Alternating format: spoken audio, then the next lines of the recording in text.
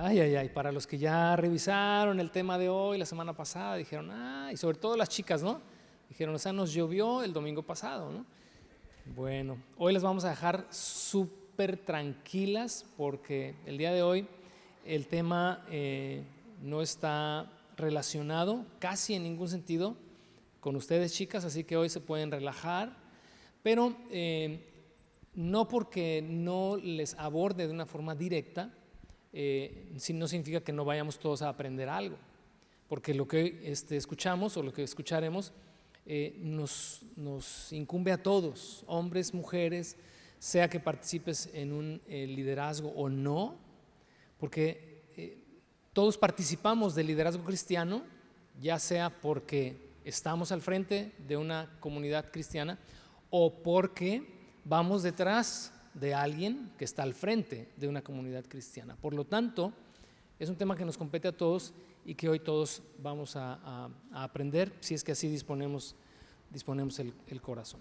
Quiero que abras tu Biblia, obviamente en el capítulo, ¿verdad?, en el que estamos considerando, es capítulo 3 de Primera de Timoteo, y quisiera volver a considerar y retomar el verso central de la carta o la epístola de Pablo a Timoteo, que mencionamos también la semana pasada y que revisaremos con detalle la próxima semana, pero que necesitamos siempre mantenerlo ahí como ancla, ¿verdad?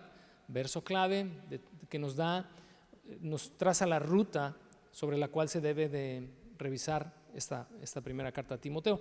Y es 14 y 15 del capítulo 3, que te repito, no es el tema de hoy, simplemente punto de partida, porque dice el verso 14 y 15, lo leo nuevamente: aunque espero verte pronto, te escribo estas cosas ahora para que si me retraso, sepas cómo deben comportarse las personas en la familia de Dios. Esta es la iglesia del Dios viviente, columna y fundamento de la verdad. Creo que bien haríamos en memorizar incluso esta palabra, porque todavía vamos apenas a la mitad de nuestro estudio de la carta a Timoteo, y que es verso clave, verso ancla, hay que memorizarlo, porque es algo que debemos continuamente recordar, que nosotros, mientras Cristo no vuelva, debemos saber cómo comportarnos. Dice, dentro de la familia de Dios. Y te decía la semana pasada, todo lo referido en la carta a Timoteo es lo que pasa dentro de estas cuatro paredes. No, el tema no es la misión hacia afuera, el tema es el comportamiento hacia adentro. Y la semana pasada, pues obviamente a las chicas, ¿verdad?, les llovió con mucho cariño, pero pues estuvo así como que el jaloneo más o menos.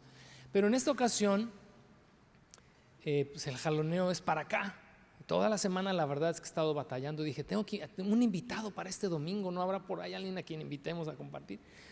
Pero no salió ningún invitado, así que ni modo, a pechugarle, como dicen por ahí, y agarrar al toro por los cuernos.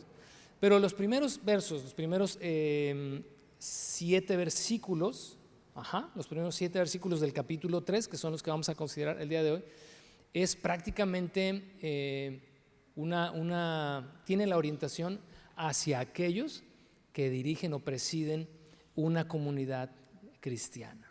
Llámesele pastor, llámesele pastor asociado, hay diferentes nombres que se le da según las iglesias, ¿verdad? A veces usan el término director, a veces usan el término obispo, etcétera, presbítero, anciano, gobernante, en fin, puede haber una diversidad de definiciones, pero todas aluden a lo mismo: aquel o aquellos que son responsables de la vida espiritual y también administrativa de una iglesia. Así que el alcance de esta carta es muy amplio, porque no deja a ninguno fuera. No a Pablo, pero no al Señor, no se le escapa a nadie. Si a veces es muy fácil, ¿verdad?, para quienes enseñamos la palabra, pues obviamente dar como las recomendaciones de todo lo que la iglesia debe hacer. Pero en esta ocasión pues también es hacia acá.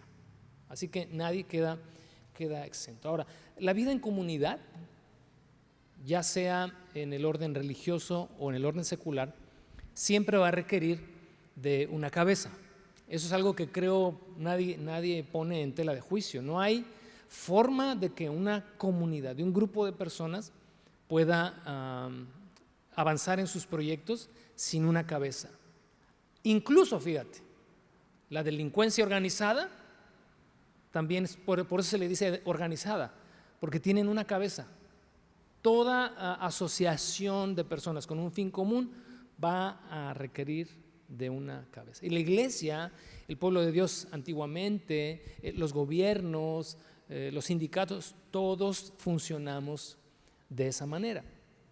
Y cuando una persona preside, ya sea porque se le da, ¿verdad?, esa función, se le delega, por lo tanto, la autoridad.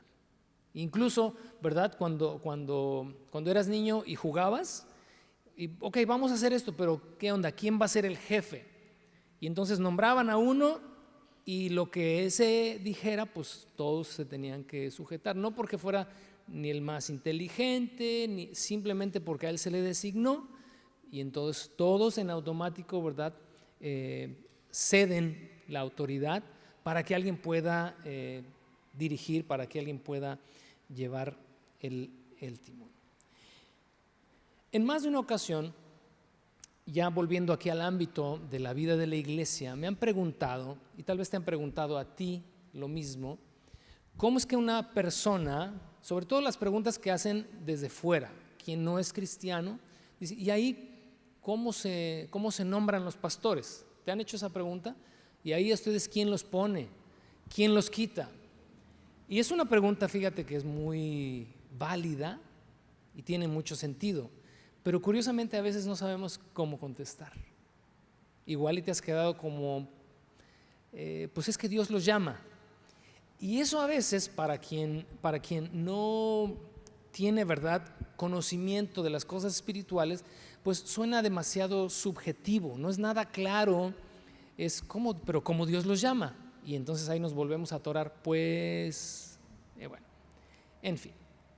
En muchas de estas preguntas, una de las cosas que creo que la mayoría hemos observado, si eres cristiano de mucho tiempo, es que dentro de la iglesia cristiana universal, o sea, la iglesia que está dispersa en todo el mundo, no hay como una regla bajo la cual todos nos sujetemos para la designación de pastores. A diferencia, por ejemplo, de la religión tradicional, que tiene su sede en Roma y que desde allá administra a todos sus clérigos, etcétera, etcétera, pues sí hay una delegación, digamos, organizada y delegada en base a la autoridad de los superiores. Pero la iglesia cristiana no funcionamos así. De hecho, yo creo que un gran porcentaje, más de la mitad de las iglesias cristianas alrededor del mundo, pues no están regidas propiamente bajo un sistema de, como solemos, ¿verdad?, definirlo, denominacional. Hay dentro del cristianismo sí denominaciones que tienen su sede en lugares o en países, se extienden alrededor del mundo y entonces sí pueden organizar bien la delegación de la autoridad de los que van adquiriendo estas funciones o posiciones de autoridad dentro de las iglesias locales. Pero la gran mayoría, pues no, porque a veces nacen de un grupo de estudio bíblico que por ahí comenzó en una casa y a la cual se van sumando más personas y al rato la pregunta es, bueno, ¿y quién va a ser el pastor? Como te decía el ejemplo, ¿verdad?, de cuando eres niño. Esa es la pregunta, nosotros lo vivimos de adolescentes, cuando comenzó en casa de un tío, un grupo en casa y de repente ya 50 y de repente 80 y de repente 100 y todos, entre ellos mi papá, el tío y varios ahí que eran de alguna manera quienes estaban presidiendo, la pregunta fue, ok, ¿quién va a ser el pastor? Y todo el mundo echándose la pelotita, no, pues yo creo que tú, y el otro, no, yo creo que tú porque tú tienes más experiencia, y otros diciendo de plano, a mí ni me vean, yo apoyo, yo esto, pero yo no. Y eso es creo que una práctica común. Eso entre muchas otras prácticas en las que definitivamente iglesias se constituyen y hay personas al frente, no porque haya propiamente un protocolo de delegación de autoridad de otra iglesia. Pero sea cual sea el caso, sea porque se dio de forma así como accidental o porque nace una iglesia oficialmente derivada de otra mayor, el capítulo 3, que es lo que hoy vamos a considerar, nos da las pautas para poder identificar un liderazgo genuino. Por eso esta enseñanza es inclusiva, porque a todos nos debe quedar claro si el liderazgo que tenemos es un liderazgo genuino o no lo es, en base a los parámetros que el capítulo 3 nos da. El objetivo al revisar estos primeros 7 versículos, yo quería considerar el día de hoy hasta el verso 13, donde se refiere también al oficio de los diáconos, pero después de estar viendo cada uno de estos detalles en los primeros 7 versos, dije, pues no, ya la próxima semana y veremos hasta dónde llegamos, pero vamos a quedarnos hoy solamente con los 7 versos, por eso es el tema, ¿verdad?, que abarcamos hoy es el liderazgo cristiano nada más. La próxima semana será tema para los servidores, diáconos, pero hoy prácticamente está una referencia directa a los pastores y a nosotros nos ayudará a contestar 2 preguntas. Hoy lo que quiero en el capítulo 3, verso 1 al 7 es que podamos contestar 2 preguntas. La primera de ellas es ¿cómo se llega a ser un líder de una comunidad cristiana? ¿O cómo se llega a ser un pastor de una comunidad cristiana? Y la segunda pregunta es ¿cuáles son los requisitos de una persona que aspira a ser líder, pastor de una congregación? ¿Estamos? ¿Sí? ¿Nadie se ha dormido? Hoy vienen con un mood así. ¿Te acuerdas que te he dicho en otras ocasiones que a veces no sé, yo sigo todavía 11 años después sin entender cómo es que todos podemos llegar, o sea, bien enjundiosos, aplaudimos el alabanza, todos, y de repente todos así como hoy, aflojerados, relajados, bueno, más elegantemente acá, relajados. Si es relajado está bien, pero si es así aflojerado, medio dormido, trata de estar despierto y de poner atención. Entonces quedamos que vamos a contestar hoy 2 preguntas, ¿verdad? ¿Y la primera cuál es? Mira, yo pensé que estaban dormidos con los ojos abiertos. ¿Y la otra pregunta es? Dios mío, si están atentos, lo que significa que me tengo que poner nervioso. Dijeron, si están medios dormidones, pues ahí. Bueno, vamos a la primera pregunta. ¿Cómo se llega a ser pastor, líder de una congregación, de una comunidad cristiana? Y tenemos el verso 1, que el verso 1 nos va a contestar, el solo verso 1 nos va a contestar esta pregunta: ¿cómo una persona puede llegar a ser un pastor? Y el verso 1 lo vamos a ir desmenuzando, porque como solamente vamos a revisar el verso 1, vamos a desmenuzarlo poco a poco. Y dice, estamos leyendo la Nueva Traducción Viviente. Si tú estás leyendo otra versión, no te preocupes, puedes conciliar las ideas. Dice, la siguiente declaración es digna de confianza. Y así comienza este apartado de la carta a Timoteo. Ya dejó por ahí pendiente el tema de: chicas, no pueden ustedes enseñar ni tener a sus maridos bajo su autoridad, y nos dio las razones por la cual, razones de principio, ¿verdad? El hombre tiene que estar en una posición de autoridad, la mujer en una posición de sujeción, todo esto en amor, no tiene nada que ver con machismo ni tampoco el feminismo. Aquí no tiene lugar nada de eso en la Escritura, sino más bien en un entendimiento claro de cuál es la función que Dios le dio a cada uno. Y dejando eso allá, Pablo como abre un nuevo capítulo, y para entrar en el tema de hoy comienza diciendo: esto que les estoy diciendo es, como dice la Reina Valera, palabra fiel y verdadera.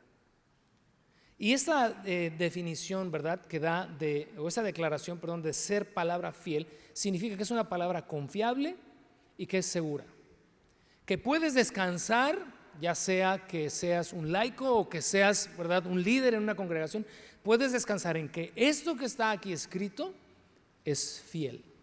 No implica o no significa que en otras declaraciones que Pablo o cualquier escritor del Nuevo Testamento haga no tengan la misma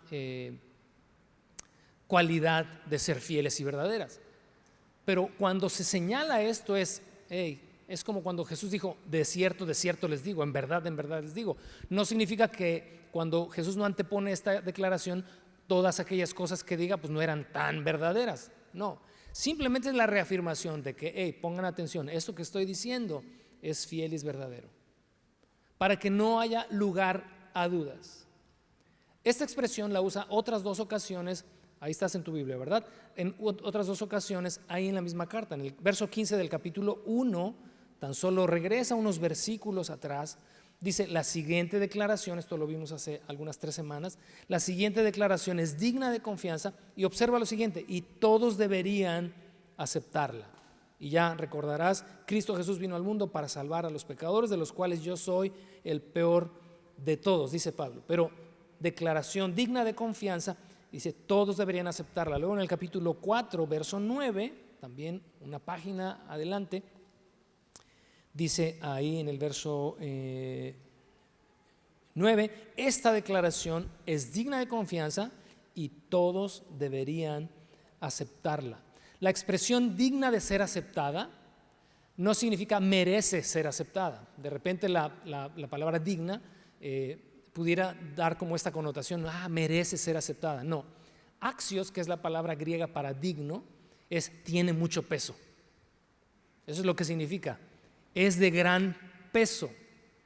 Por lo tanto, y porque es una declaración de gran peso, todos deben regirse por esto que está aquí escrito.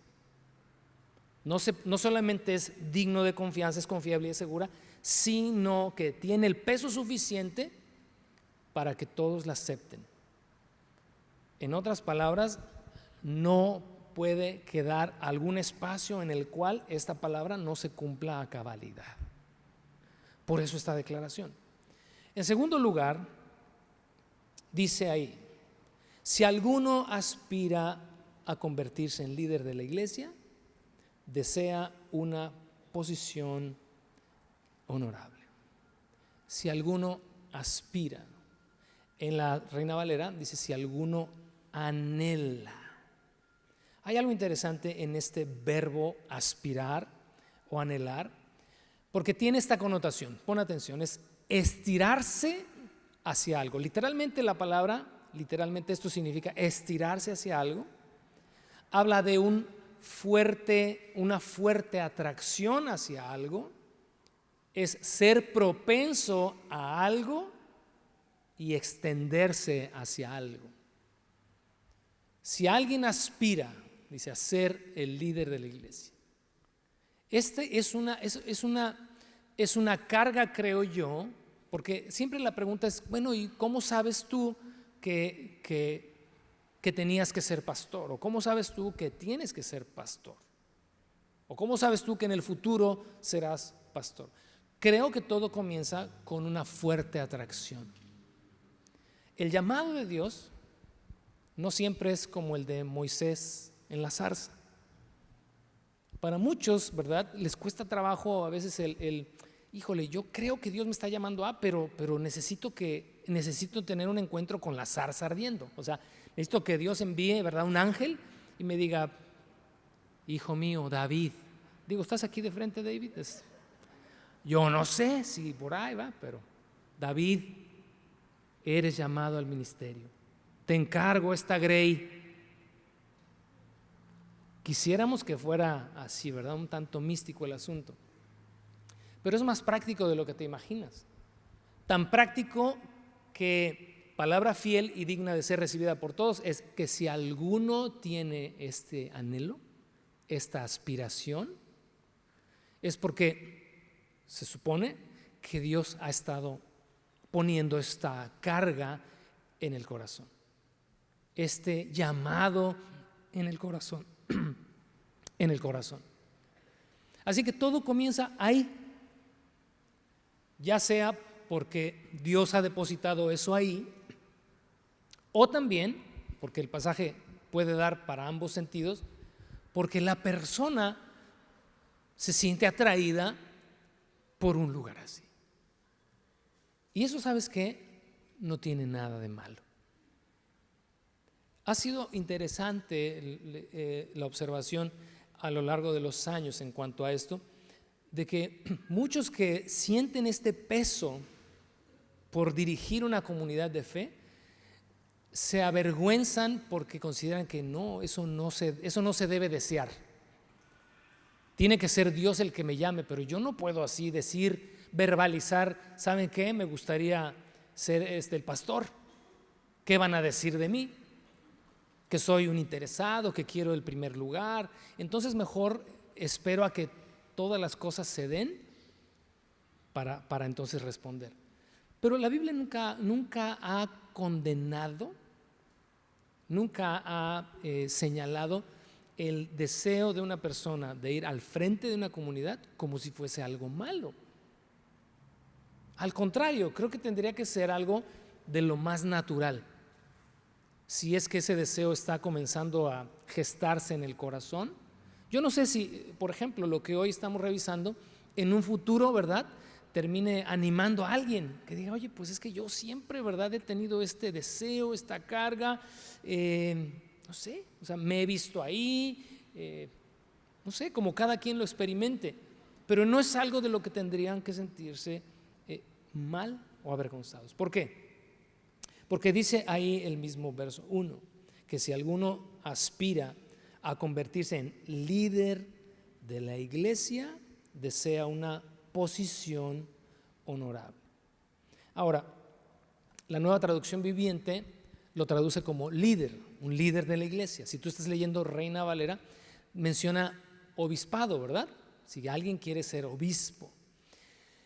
La palabra griega para obispo, o para que se traduce en Nueva Traducción Viviente como líder de la iglesia, es episcopos, de donde viene episcopado, episcopal, o la definición más concreta de obispo. Desafortunadamente, por el concepto ya tradicional que tenemos de lo que un obispo es o cómo se ve, pues por eso las versiones más modernas utilizan términos como este, un líder de la iglesia, que se puede bien entender como un anciano. En otras partes del Nuevo Testamento a estos se les menciona como ancianos o se les menciona como pastores, ¿verdad? Son los dos términos, pero que a final de cuentas definen esto, un liderazgo. Pero episcopos, la definición de episcopos es un vigilante. Esa es la definición corta, tácita de episcopos. Un vigilante o alguien que supervisa, un supervisor. A final de cuentas se traduce también en un líder, alguien que dirige a alguien que está o que va a la cabeza. Entonces, una persona que desea una función así, dice el verso 1 que desea una posición de honor. En otras palabras, lo que deseas es algo bueno. No hay nada de malo en ello. No hay razón para ocultar si hay una carga así en tu corazón. En Marcos capítulo 9, verso 35, ya lo revisamos el año pasado, pero creo que viene al caso mencionarlo. Jesús dijo, si alguno quiere ser el primero, conviértase en el último de todos. Quiero que observes ahí que Jesús jamás condenó el deseo de alguno de los discípulos por querer ir al frente de los demás. No les reprendió diciendo, hey, ¿por qué buscan el primer lugar? ¿Por qué quieren el liderazgo? Vámonos todos para atrás. Yo sabré a quién llamo. En cierta manera, sí, Dios es el que llama, pero en la persona también puede nacer este deseo de ir al frente. Entonces Jesús nada más lo único que da ahí es marcar como las pautas, que son las que nos marcan los versos 2 al 7, de ok, ¿quieres ser el primero? Está bien, no hay ningún problema, nada más tienes que ir atrás, porque tienes que servir a los demás. Y Mateo capítulo 20, verso 26, dice, el que quiera ser líder entre ustedes deberá ser servidor de los demás. ¿Te das cuenta? Es lo mismo. Qué bueno que quieras ser líder, qué bueno que quieras ir al frente. Bienvenido. Hay espacio, hay lugar, pero debes saber cómo llegar. Así que esto es en esencia lo que contesta a la pregunta: ¿cómo se llega a ser líder? Por un deseo puesto en el corazón, por una carga puesta en el corazón, por un llamado que puede interpretarse así, de esa manera. Tengo esta propensión a, tengo este deseo y hago algo, dice, porque acuérdate que el anhelo es extenderse por alcanzar. Quiero hacer algo por llegar allá. La segunda pregunta, ¿cuál es? ¿Cuáles son los requisitos para poder ser un líder de una comunidad? Aquí es cuando el anhelo, el deseo, pasa de ser subjetivo a algo objetivo. Algo intangible, como es un deseo, a algo tangible, algo que se puede ver.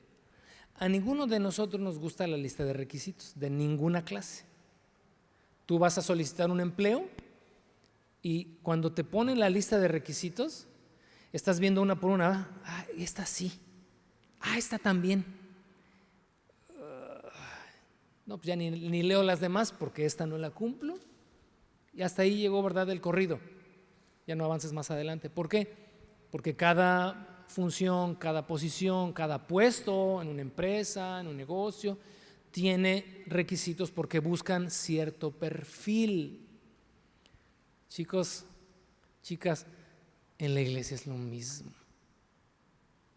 Se requiere un perfil, hay requisitos que cumplir, y esto muchas veces, hablo de la iglesia en general, en el mundo, nos lo pasamos por alto. Nos lo pasamos por alto a veces nosotros como iglesia, como congregantes, pero también aquellos que nos atrevemos a pararnos aquí, nos pasamos por alto que para estar aquí se debe cumplir con un perfil. Y esto pone las cosas un poquito más color de hormiga. Por eso debe haber un proceso de valoración. Cuando volviendo un poquito a lo que te mencionaba hace rato, ¿verdad? En iglesias que son denominacionales, donde hay autoridades que van delegando responsabilidades en otros, la valoración es una valoración externa.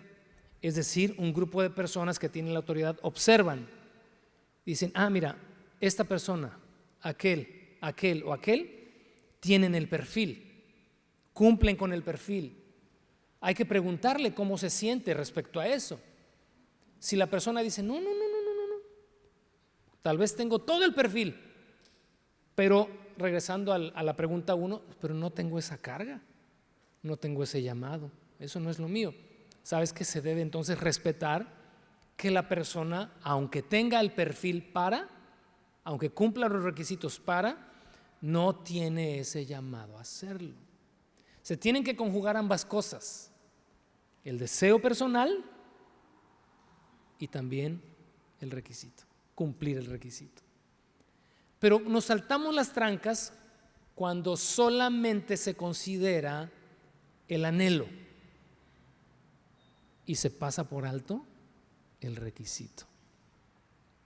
Y no se esfuerza, ¿verdad?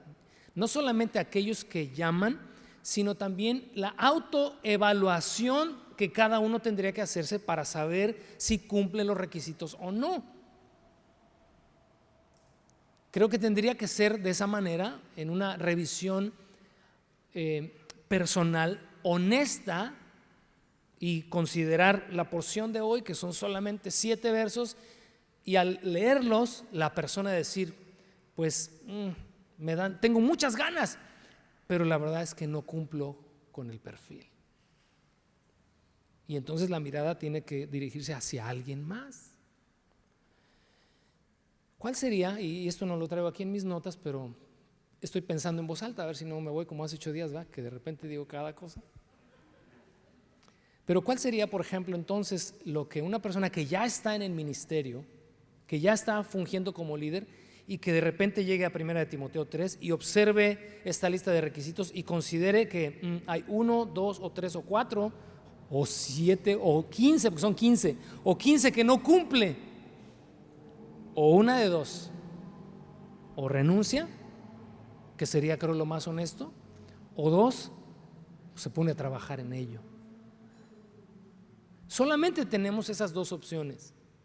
Quienes a la vista de lo que la Escritura indica como algo que es palabra fiel, que no es negociable, tendría que en la revisión personal.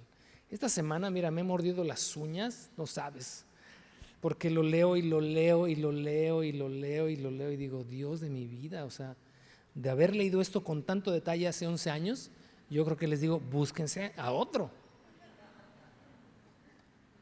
A ustedes les da risa, pero a mí no me dio. Ahora, antes de entrar en detalle en estos 15 requisitos que están numerados ahí en los versos 2 al 7, quiero que consideres lo siguiente, que de los 15, solo uno de los 15 está relacionado a una habilidad, a una capacidad personal. Ya llegaremos allá, es el número 7. Los otros 14 están relacionados enteramente con el carácter de la persona que desea o que está ya en un puesto de autoridad. ¿Y sabes qué ha pasado? Que digo, no sé si últimamente, en las últimas décadas, o no sé si ha sido siempre así, pero pues no puedo hablar por el siempre porque no he vivido 1000 años. Pero lo que se observa en las últimas décadas es que en pro de la excelencia, en pro de que todo funcione a la perfección y de que todo sea bien organizado, se ha valorado más el profesionalismo que el carácter. Se ha sobrepuesto el profesionalismo por encima del carácter de las personas que desarrollan o que desempeñan una función de autoridad.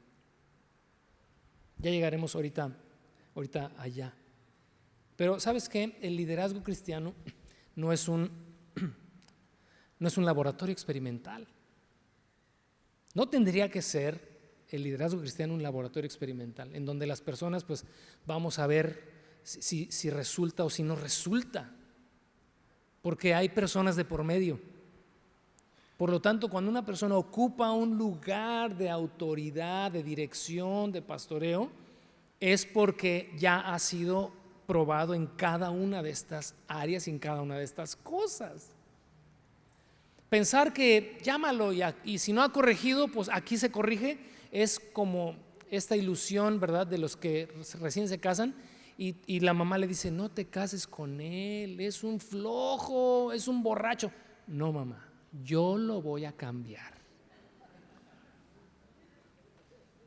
Hijo, esa mujer no te conviene, es bien fodonga. Mamá, yo la voy a cambiar. Pues sí, la vas a cambiar, pero por otra. Ahí meditas esto, por favor. Siempre sale el código postal acá, feo. El liderazgo cristiano no se puede dar ese lujo. ¿Qué está pasando aquí en 1 de Timoteo 3? ¿Recuerdas? En el capítulo 1 te dejé ahí en Éfeso para que corrijas. ¿Qué significa o qué podemos inferir de esto? Que en Éfeso, en la iglesia a la cual Timoteo es enviado, el liderazgo no está funcionando de manera óptima. Y entonces las instrucciones que vienen acá, los requisitos son de, ok, si alguien quiere tomar ese lugar de autoridad, si alguien quiere ir al frente, está bien, pero debe ser esto. No es una lista de, ok, debe aspirar a hacer esto. Son dos cosas muy diferentes.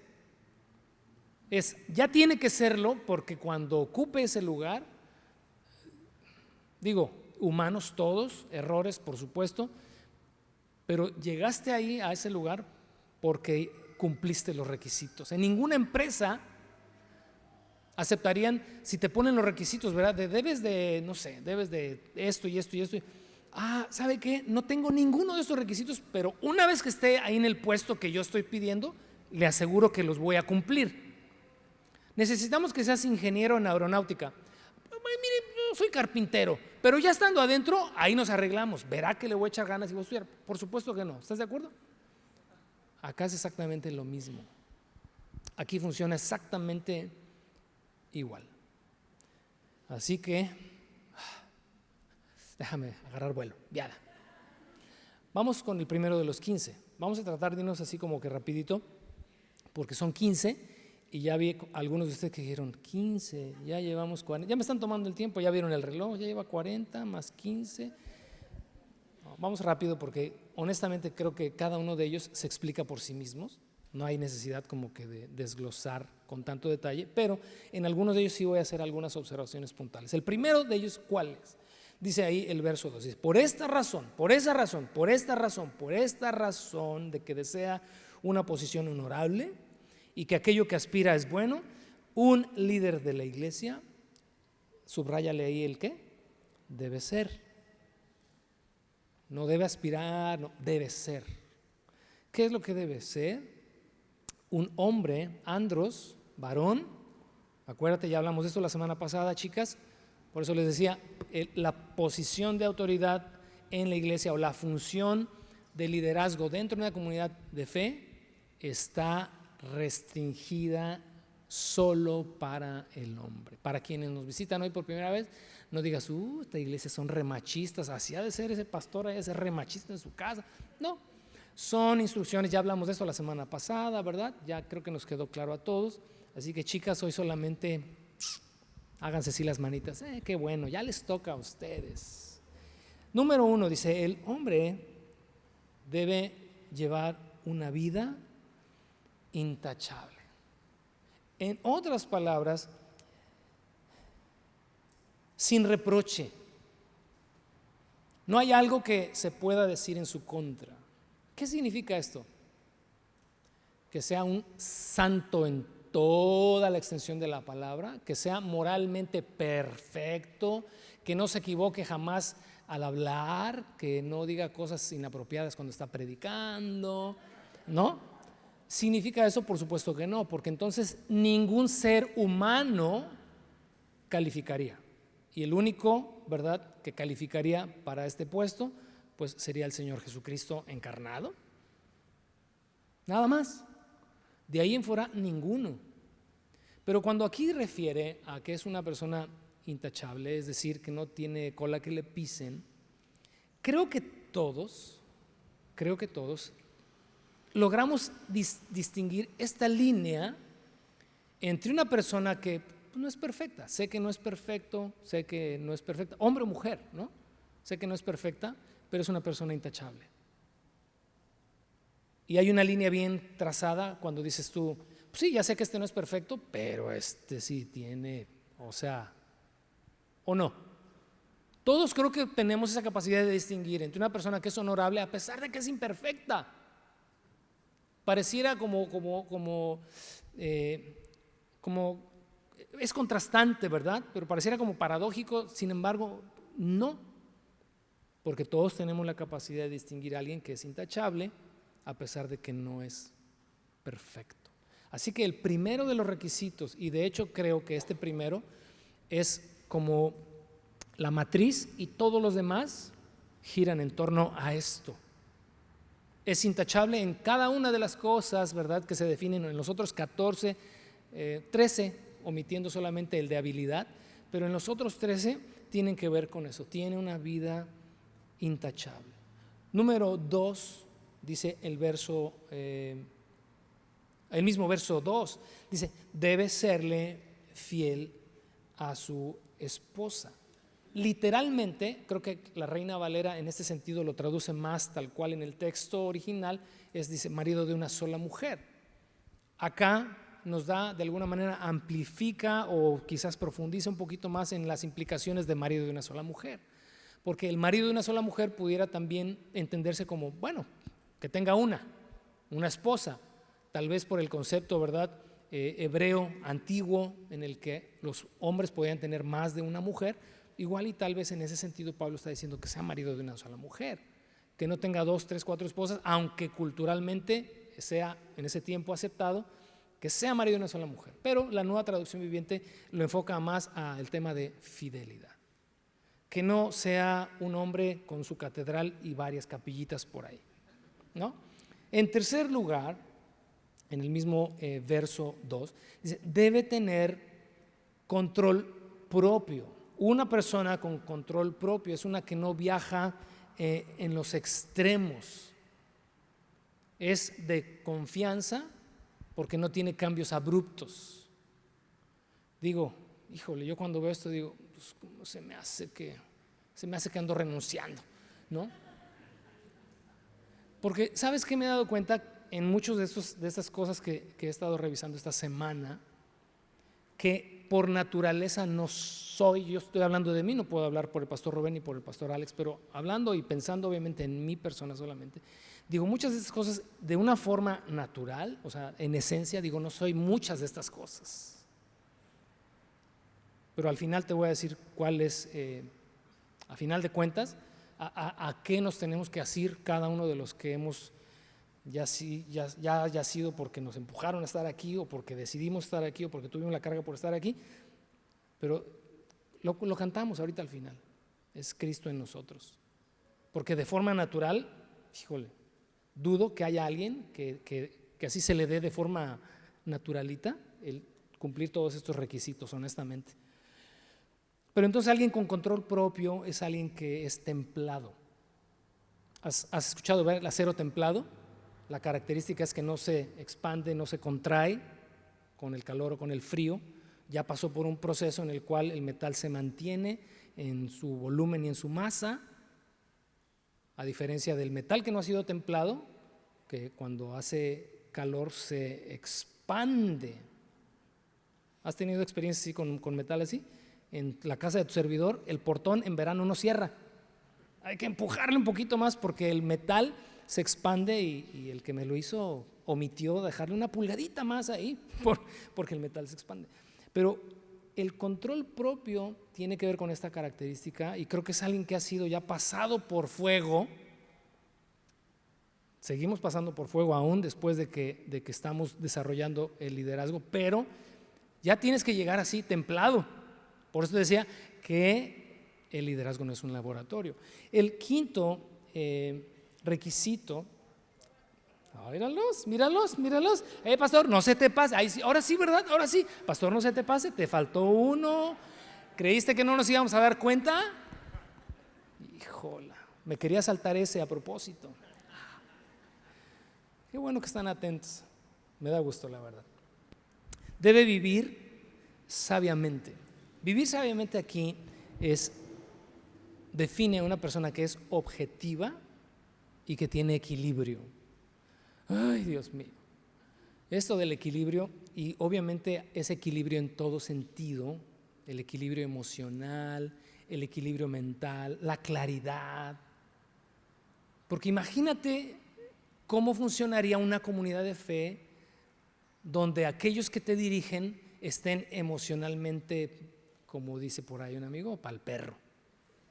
No sé si en otras partes donde vean esto suene feo, pero aquí yo veo que lo usan muy comúnmente, ¿no?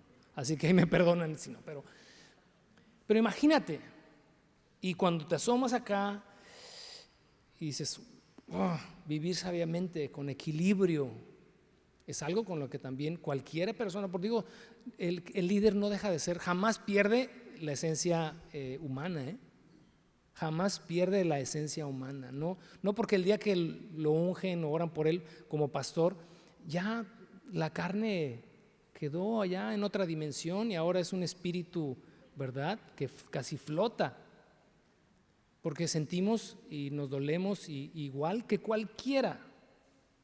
Y no quiero decir más para no cortarme las venas con galletas de animalitos, pero igual, por lo menos dejémoslo en igual. Las mismas luchas que tienes tú las tiene también un líder, las tiene también un pastor. Así que es necesario que sea sabio en su forma de vivir, que cuando tú lo observes puedas decir, es una persona que está haciendo lo mejor por vivir en todas las áreas de su vida con sabiduría. El número 5, gracias, el número 5 dice, debe tener buena reputación. Ahora, la Reina Valera a buena reputación la define como debe ser decoroso. Y entonces como que no checa la magnesia con la gimnasia aquí. Pero vámonos a la palabra original. ¿Qué significa buena reputación o decoroso según la Reina Valera? Es cosmios, así como lo oyes con K al principio, cosmios, de donde viene la palabra cosmos, de donde viene la palabra cosmético, de donde viene, donde se implica por extensión también el decoro. Pero la esencia de cosmios o lo que expresa cosmios en este sentido es orden, porque cuando tú ves el cosmos, observas que hay orden. Un líder debe, dentro de los requisitos que se esperan de él, ser una persona ordenada y organizada, porque está administrando vidas y está administrando también recursos y está administrando toda una casa espiritual. Por lo tanto, un pastor desordenado o un líder desordenado no tiene lugar. Una de las primeras experiencias que tuve de niño, no quise hoy entrar en detalle y no voy a entrar en detalle en eso, que no me gane, no quiero entrar en detalle, pero me gustaría en algún momento platicarte, si hubiese otra oportunidad, otro momento, platicarte cuál ha sido mi experiencia en cuanto a llegar aquí en este punto de mi vida. Comienza muy temprano, a mis 10, 11 años más o menos.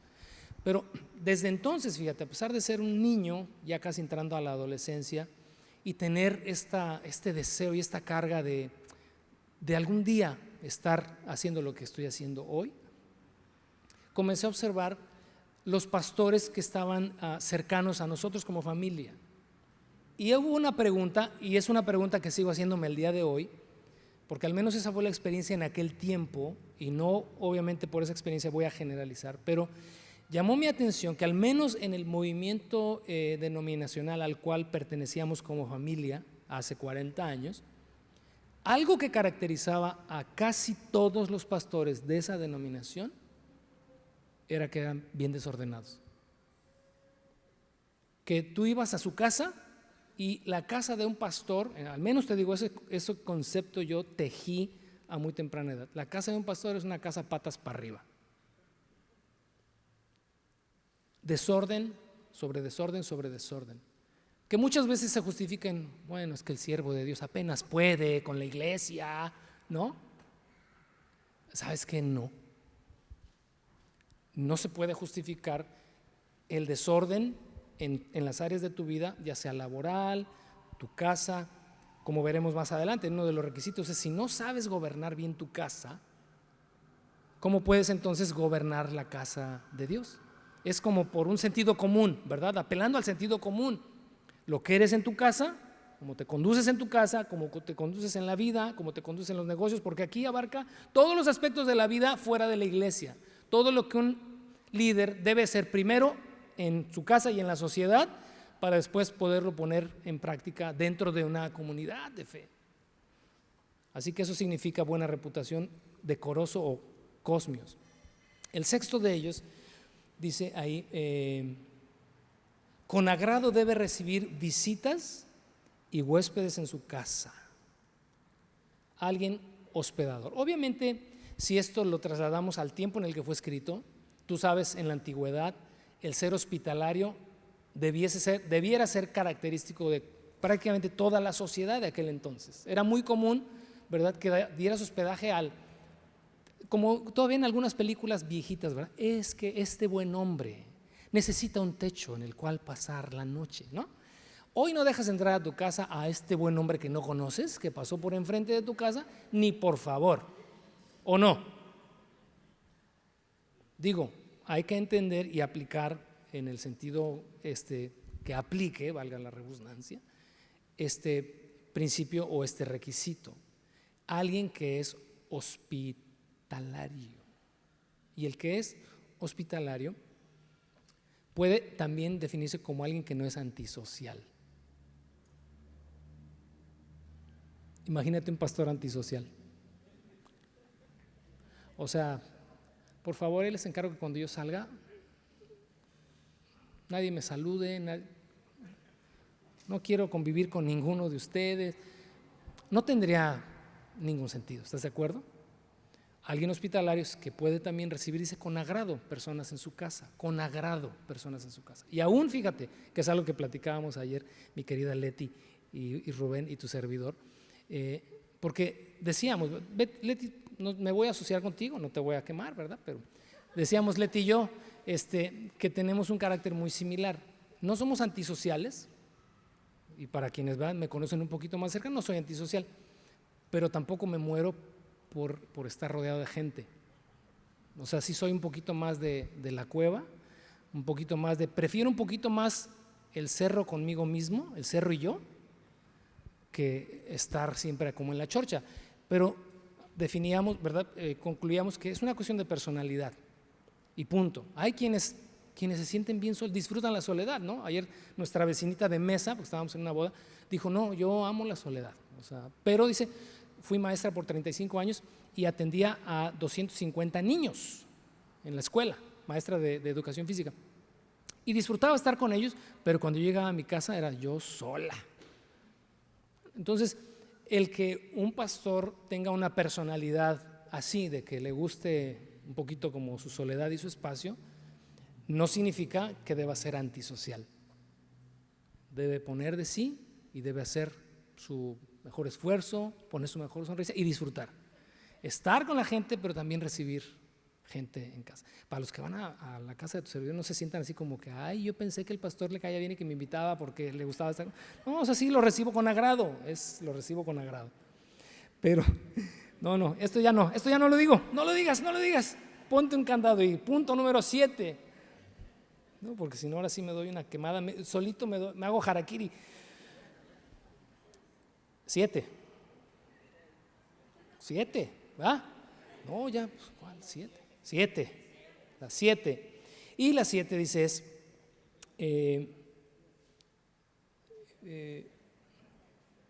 y dice también, debe tener la capacidad de enseñar, la aptitud o la habilidad para enseñar.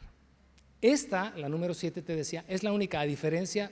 Lo bueno que te dije que no nos íbamos a detener, ¿verdad? Dios mío. Vamos a ir más rápido.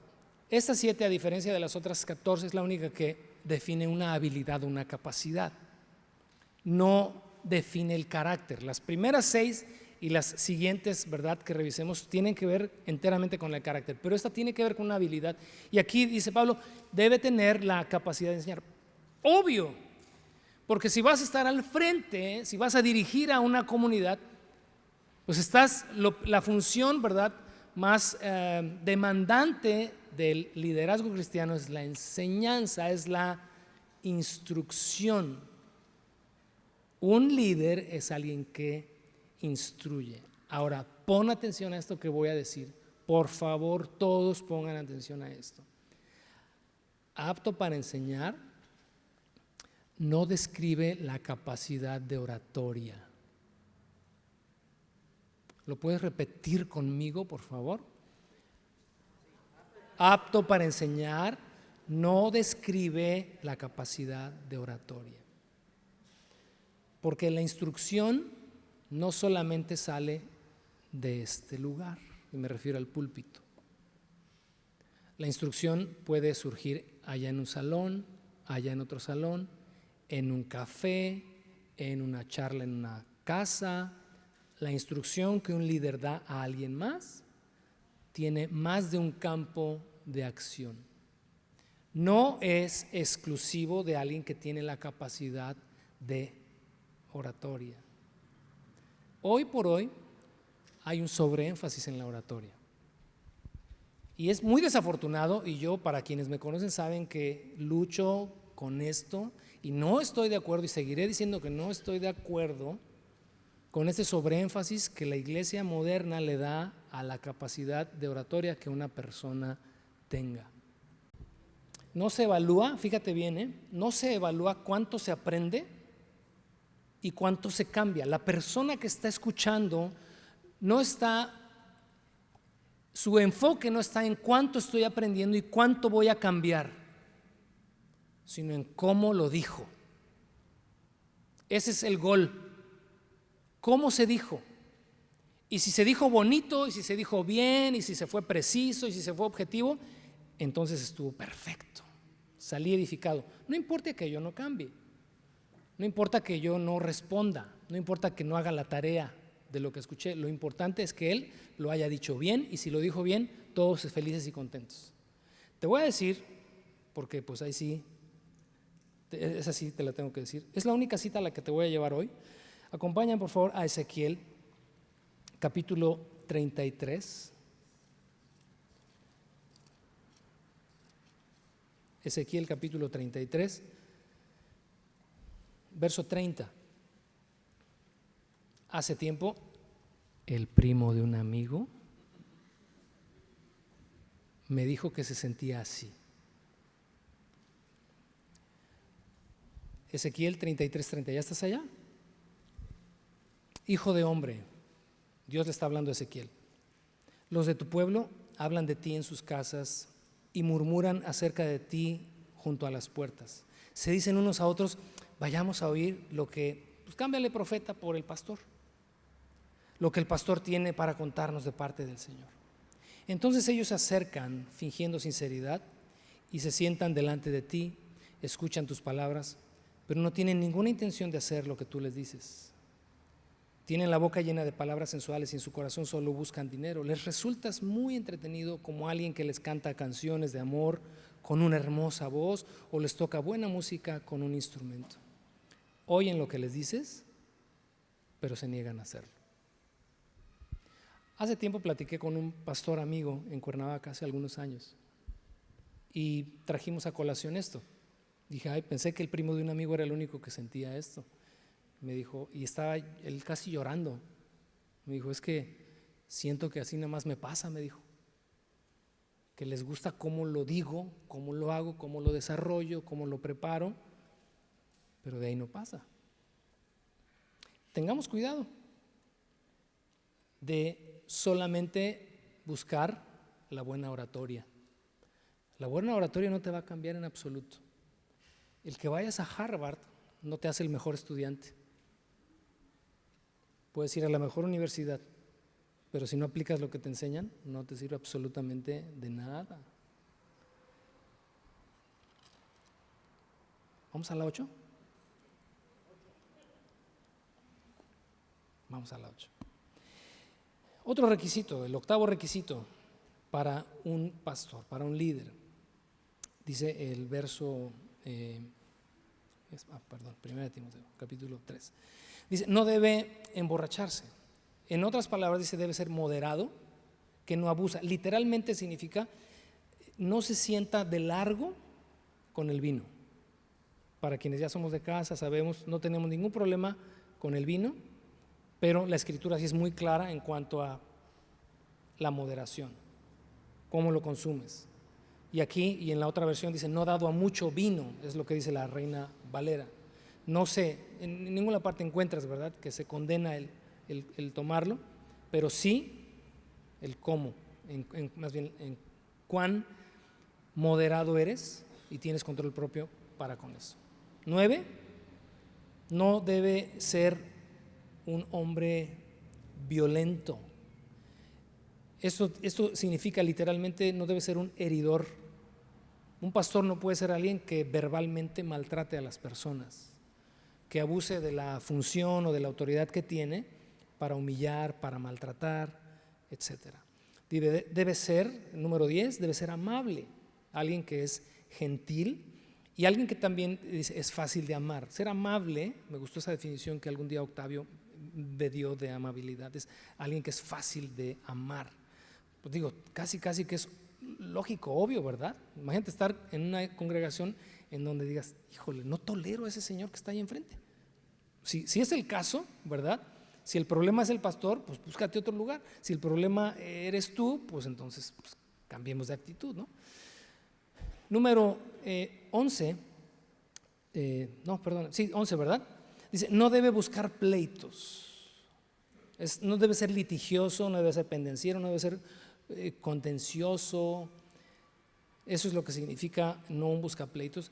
Y la siguiente, que es la número 12, no debe amar el dinero. ¿Sabes cuántas historias hay dentro de la iglesia cristiana de todos los tiempos por hombres que esta prueba, este requisito se lo pasaron por alto, o quienes los llamaron pasaron por alto este requisito, y cómo han caído en situaciones vergonzosas de las cuales ni hablemos? Verso número 4, que sería la número 13, debe dirigir bien a su propia familia, que sus hijos lo respeten y lo obedezcan. Pues si un hombre no puede dirigir los de su propia casa, ¿cómo podrá cuidar de la iglesia de Dios? Te decía hace un momento, te lo vuelvo a reiterar, lo que eres allá primero es lo que te da la capacidad de ser aquí algo. Pero si la casa es un desorden, no solamente en lo que se refiere a las cosas, sino también a la familia, a la relación matrimonial, a la relación con los hijos, a cómo se desarrolla la vida en familia, si es un desastre, si el hombre ahí no es más que uno más, no tiene la autoridad para indicar, para dar dirección, no es alguien que en la casa va al frente. En otras palabras, si en la casa te siguen, pues ¿cómo esperas que alguien más te pueda seguir? El siguiente, que es el 14, en el verso 6, dice, un líder de la iglesia no debe ser un nuevo creyente porque podría volverse orgulloso y el diablo lo haría caer. ¿Sabes? Alguien maduro en la fe. Maduro en la fe en cuanto al carácter y en cuanto a estas cosas. ¿Por qué? Porque en este lugar, el orgullo está a la puerta, apostado a la puerta de tu corazón 24/7. Porque, y se los digo abiertamente, porque en la buena intención y en el buen corazón, ¿verdad? Es que pastor, no hombre, usted nada más le hace falta volar, ¿no? Ay, pastor para acá, pastor para allá. Y aunque es bien intencionado, un corazón que abre tantito una rendija para el orgullo, esas palabras pueden ser su perdición. Esa adulación, que aunque sea bien intencionada, puede ser su perdición. Y entonces aquí dice que no sea un neófito, alguien que un nuevo creyente, alguien que recién va empezando y que de repente lo subas para acá, y allá en la escuela, ¿sabes qué? Híjole, es bien triste esto que te voy a decir. Pero es muy lamentable observar, bueno, mi observación a lo largo de los años, de que personas que, por ejemplo, tienen un trasfondo de corazón, de espíritu herido, ¿verdad? Porque en la escuela, porque nunca en la vida nadie te peló, porque siempre te menospreciaron, etcétera. Y de repente llegas a una función, a una posición en donde ahora eres el centro de la atención en el buen sentido y a veces también en el mal sentido. Viajas emocionalmente, viajas de haber sido despreciado, ahora a ser reconocido. Es la plataforma ideal para el fracaso en una persona, para el fracaso personal. Número 15 y último, y está en el verso 7. Además, la gente que no es de la iglesia debe hablar bien de él para que no sea deshonrado y caiga en la trampa del diablo. Aquí sí, la buena reputación afuera, porque no podemos ser luz en la calle, dice, y obscuridad en la casa. O sea, que allá afuera, no, olvídate, con ese señor ni te metas. Uy, Dios mío, es que he escuchado de veras tantas historias así. No, hombre, a ese pastor no le prestes ni un peso. ¿Has escuchado de esas? Es bien tranza, ¿qué es esto? ¿Qué es el otro? La mala reputación afuera. No, pues ahí le dejamos. Ahí le dejamos. Concluimos con lo siguiente. El estándar es un estándar muy alto. Muy, muy alto. ¿Y sabes qué? Una persona que está al frente es objeto de un escrutinio constante. Creo que es la parte cruda de este trabajo. Si me permites abrir mi corazón un minuto. La parte cruda de este trabajo es que eres sujeto de observación constante. ¿Qué dices? ¿Cómo lo dices? ¿Cómo caminas? ¿Cómo te mueves? Todo. Y cuando eres sujeto de esta observación constante, se pierde a veces el sentido de, bueno, ¿a quién quiero yo agradar? O si me voy a portar bien, ¿por qué me voy a portar bien? Porque hay muchos ojos observando. ¿Vieras tú que es bien cómico?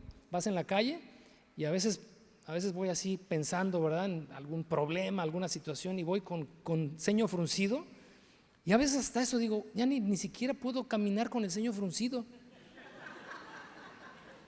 De verdad. O sea, digo, es la parte como, tal vez pecata minuta, ¿verdad? No así para acordarte las venas, pero digo, híjole, a veces ni con el ceño fruncido, porque a veces voy así en mi pensamiento, a veces voy enojado, ¿no?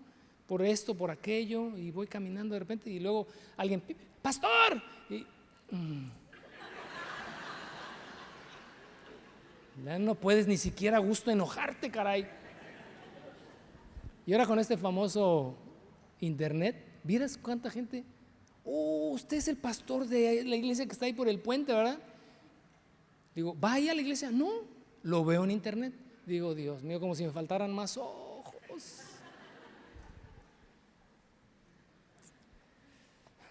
En fin, es un estándar elevado, la verdad. Pero, ¿por qué el estándar es así? Una pregunta que quiero contestar con dos respuestas, y con esta nos vamos. Sería una tercera pregunta. ¿Por qué el estándar es tan alto? Así que si estás tomando notas, ya con esta nos vamos a ir despidiendo. ¿Por qué el estándar es tan alto? Número uno, porque este es un puesto de representatividad. Este es un lugar de representatividad, porque un líder debe encarnar el evangelio. O sea, los ojos que te ven, las personas que te siguen, que han decidido, ok, voy a ir detrás de su liderazgo, voy a ir detrás de él, están esperando que el evangelio se encarne en ti. Y no puedes ser y hacer menos que eso. Y es un estándar alto, porque con tu vida debes constatar que esta fe que predicas es una fe real. Por eso las grandes decepciones de liderazgos, ¿verdad?, que en algún momento tuvieron la atención de miles o de masas, y cuando el líder se desploma, cuando el líder cae, la fe de muchos también se viene abajo, porque de alguna manera te conviertes en un referente. Un líder representa, no de forma vicaria, pero sí a manera de embajador, representa a Cristo aquí. Representa a Cristo aquí. Por eso esos requisitos, que son 15, son de una alta calidad moral. Y en segundo lugar, ¿por qué el estándar es tan alto? Por una sana reproducción. Por una sana reproducción. Fuimos llamados a ser discípulos.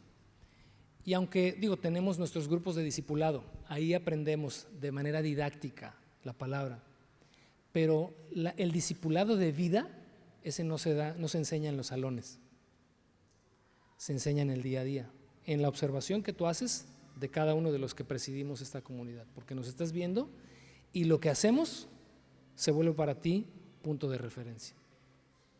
Si lo hacemos bien o lo hacemos mal, nos estamos duplicando en ti, quieras o no. Aunque digas, no, él es su vida. No, la verdad es que no. Por esta sana reproducción es que el Señor establece todos estos requisitos, porque sabe que si quien está aquí no los cumple, quien está allá, ya por default, tampoco los va a cumplir. Por eso es que el estándar es alto. Como dice por el dicho, de tal simiente, tal gente.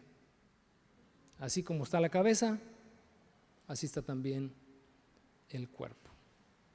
Vamos a ponernos de pie y vamos a orar. Ya la próxima semana continuamos con los versos que faltan de esta porción.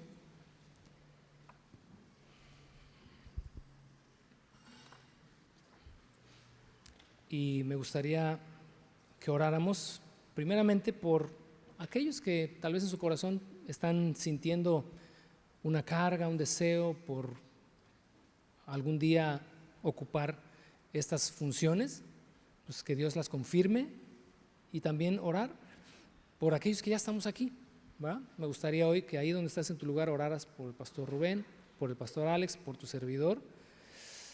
Si consideras que no llenamos los requisitos, de verdad, acércate. Te damos la libertad de que te acerques y que nos puedas hacer las observaciones necesarias. Pastor, ¿sabes qué? El requisito dice esto y observo en ti otra cosa. Como te decía hace rato, o se renuncia o se corrige. ¿Oramos? Oramos. Gracias te damos, Señor, en esta mañana, y queremos pedirte primeramente por aquellos corazones a los cuales tú estás llamando.